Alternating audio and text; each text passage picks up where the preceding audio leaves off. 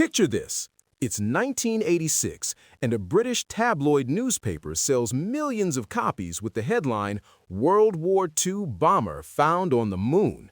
Readers laugh, they're entertained, the publisher makes a fortune. Fast forward to 2023, Google's AI chatbot makes a tiny error about the James Webb Telescope, and boom, $100 billion in market value vanishes overnight. Same type of mistake, completely opposite consequences.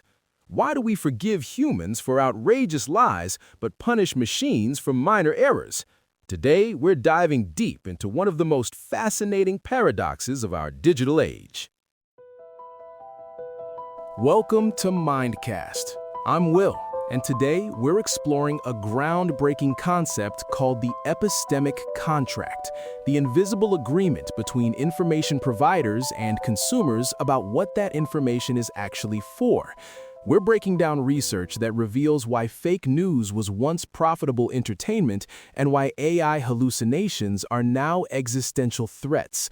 By the end of this episode, you'll understand the hidden psychology behind how we consume information, why the rules have completely changed in the age of AI, and what this means for the future of truth itself. Let's start with a story about the golden age of profitable lies. Our first key insight takes us back to 1986, to a newspaper that redefined the relationship between truth and profit. The Sunday Sport, founded by David Sullivan, wasn't your typical tabloid. While other papers at least pretended to report news, the Sunday Sport abandoned all pretense. We're talking headlines like, "Aliens turned our sun into a fish finger," "Adolf Hitler was a woman," and of course, "World War II bomber found on the moon." Now here's what's crucial to understand. These weren't lies designed to deceive. They were pure entertainment, and everyone knew it. The Sunday Sport was operating under what researchers call an entertainment contract. Think about it this way. When you watch a Marvel movie, you don't walk out complaining that Iron Man isn't real, right? The Sunday Sport worked exactly the same way. The red masthead, the outrageous layout, the placement next to adult content, everything screamed, "This is not serious news." The paper was essentially winking at its readers, saying, "We're here to entertain you, not inform you." And this wink was worth millions. The economics were brilliant. At its peak, the Daily Sport had nearly 190,000 readers. The Sunday Sport was sold for £40 million in 2007. Even in 2009, during the financial crisis, these papers generated over £30 million in revenue. Why? Because fabricating stories about aliens costs virtually nothing compared to actual journalism. No foreign correspondence, no fact-checkers, no investigative costs, just pure imagination and a layout desk. The fake news was profitable because the cost of verification was high, and the value of fabrication, entertainment value, was also high. But here's where things get really interesting.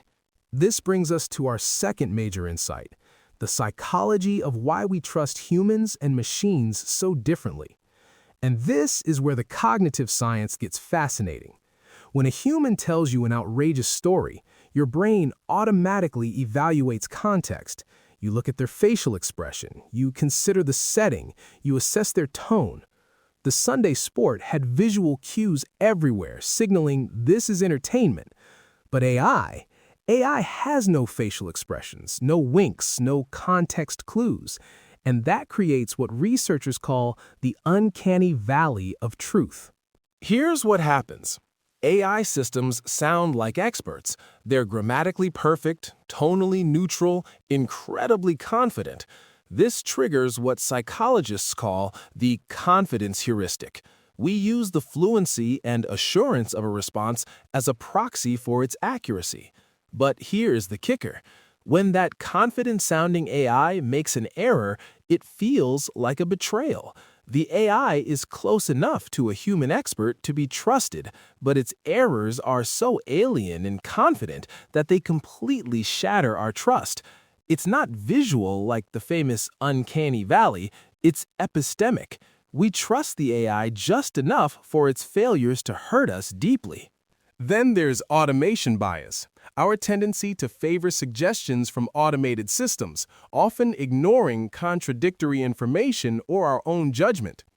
A study showed that when doctors were exposed to erroneous recommendations from an AI system, it significantly degraded their diagnostic performance, even among those trained to use AI tools. The polished nature of AI errors makes them far more dangerous than human errors because we're conditioned to view computers as tools of precision. We defer to AI judgment in ways we never would with an unreliable human colleague. And here's where it gets even more psychologically complex: algorithmic aversion. We lose confidence in algorithms much faster than we lose confidence in humans after witnessing the same mistake. If your doctor makes an error, you might get a second opinion. But if an AI diagnostic tool makes the same error, you might lose faith in all AI diagnostic tools. There's this moral spillover effect where one AI's failure gets generalized to the entire technology category. Humans get individual blame, AIs get collective blame. The Sunday Sport could print a retraction or simply ignore an error and keep its readership. An AI system faces an existential threat from every single mistake. This leads us to our third crucial insight: the crisis of utility in the AI age. And this is where we see the complete economic inversion from the tabloid era. In AI, fake news isn't profitable entertainment, it's a utility-destroying hallucination that costs billions. Let me explain what I mean by hallucination in the AI context. When an AI hallucinates, it's not lying in the human sense. It's essentially auto-completing a reality that doesn't exist. Large language models are probabilistic engines. They predict the next most likely word based on statistical patterns from their training. So when you ask for a legal case citation, the AI might generate something that looks perfect: correct formatting, plausible party names, realistic volume numbers, because it learned the pattern of legal citations. But the case itself might be completely fictional. There was actually a famous incident where a New York lawyer submitted a brief filled with fake case citations generated by ChatGPT, leading to sanctions. The AI didn't lie, it just pattern matched without any filter for truth. Now, let's look at the staggering economic consequences. The Google Bard incident perfectly illustrates this new reality. During Bard's launch, it incorrectly claimed that the James Webb Space Telescope took the very first picture of an exoplanet. This was a relatively minor factual error in the grand scheme of scientific data. But the market reaction was brutal. Alphabet's stock fell 9%, erasing approximately $100 billion in market value. Think about that for a moment. $100 billion. That's more than the GDP of most countries, wiped out by a single incorrect sentence. The market wasn't punishing the specific error. It was punishing what that error signaled: that Google's AI, the intended future of its search monopoly, couldn't be trusted with basic facts. The trust premium that Google commands was threatened, leading to a massive repricing of risk. And this is where we see the fundamental difference between entertainment contracts and utility contracts. The Sunday Sport could claim a bomber was on the moon and make millions. Google's AI made a minor error about a telescope and lost more money than most companies are worth. The legal implications are equally fascinating. There's this case called Moffat versus Air Canada that perfectly illustrates the new reality. A customer seeking bereavement fares was advised by Air Canada's chatbot that he could apply for a refund retroactively within 90 days. This was a hallucination. The airline's actual policy explicitly forbade retroactive refunds. When the customer applied and was rejected, he sued. Air Canada's defense was remarkable. They argued that the chatbot was a separate legal entity responsible for its own actions. The court essentially laughed that defense out of the room. The tribunal ruled that Air Canada was liable for negligent misrepresentation, holding that it should be obvious to any company that it's responsible for all information on its website, regardless of whether it was generated by a static page or an interactive AI. Air Canada had to pay damages of $812.02. While the monetary sum was small compared to Google's loss, the legal precedent was monumental. Corporations cannot outsource liability to their algorithms. When a corporate AI generates false information, it's treated as a binding promise or negligent act, carrying strict liability. There's also this fascinating technical challenge called model collapse that the tabloid era never had to worry about. Tabloids fed on human creativity. Even fake stories were human fakes, born of cultural context and human ingenuity. But AI models are data-hungry systems that require vast amounts of training material. As the internet becomes increasingly populated with AI-generated content, future models risk being trained on the output of previous models, creating a closed feedback loop that leads to what researchers call model collapse. When models train on synthetic data, they start losing the nuance, the edge cases, the rare facts, and the creative variance. They converge on a bland, average, and increasingly erroneous reality. The model effectively poisons itself with its own outputs. This creates a massive economic premium on human-generated, factually grounded data. High-quality journalism becomes the gold standard training data, which explains why AI companies are desperately seeking licensing deals with news organizations. In the AI era, fake news isn't just a consumer problem, it's a supply chain problem that threatens the entire ecosystem. So how do we reconcile these two worlds? Can AI ever learn to wink like the Sunday Sport did? The answer is actually yes, but only when the epistemic contract is explicitly redefined as creativity.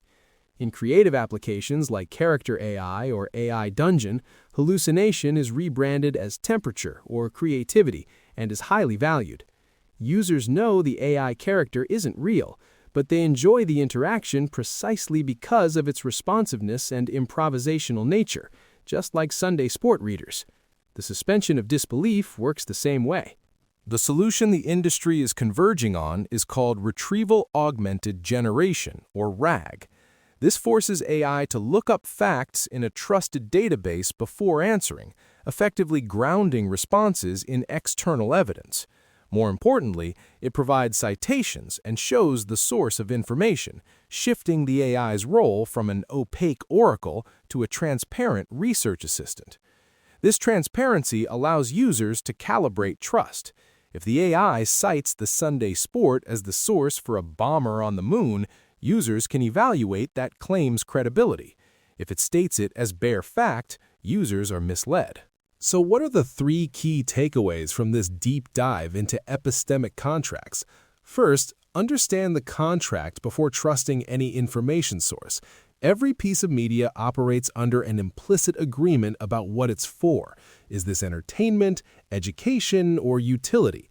The Sunday Sport winked. Modern AI doesn't. Learn to recognize these signals. Second, demand epistemic transparency. AI systems need to clearly signal when they're being creative versus factual, when they're winking versus when they're citing. The future belongs to AI that masters this distinction. And third, remember that grounding is everything. The AI that wins will be the AI that can distinguish between domains requiring absolute factual accuracy and domains where creativity is valued. In law, medicine, and serious decision-making, we need citations and verified sources.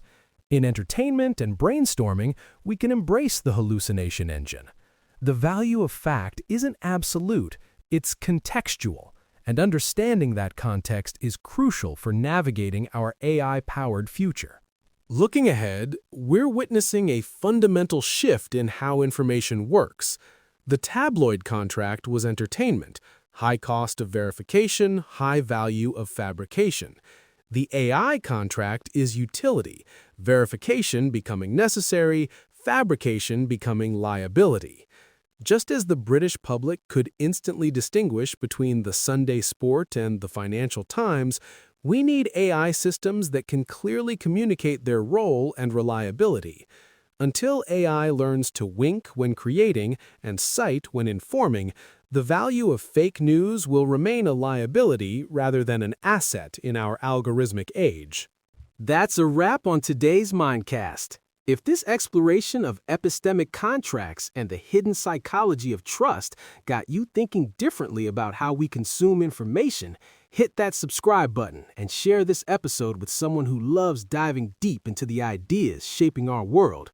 Next week, we're exploring how social media algorithms are literally rewiring our brains and why your attention has become the world's most valuable commodity.